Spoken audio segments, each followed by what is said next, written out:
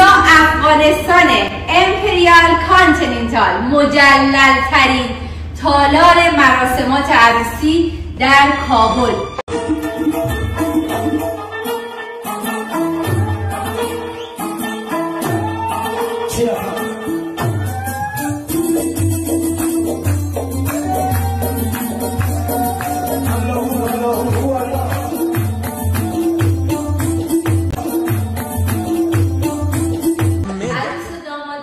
بعد از مراسم هنابندان میان روی این تاپ میشینن و تاپ میخورن.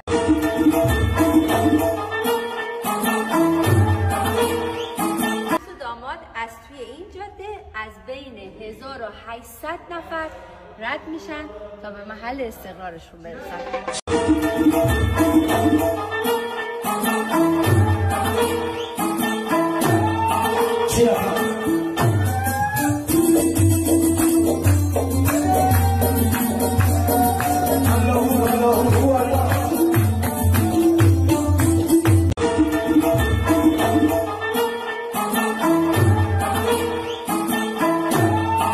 Yeah.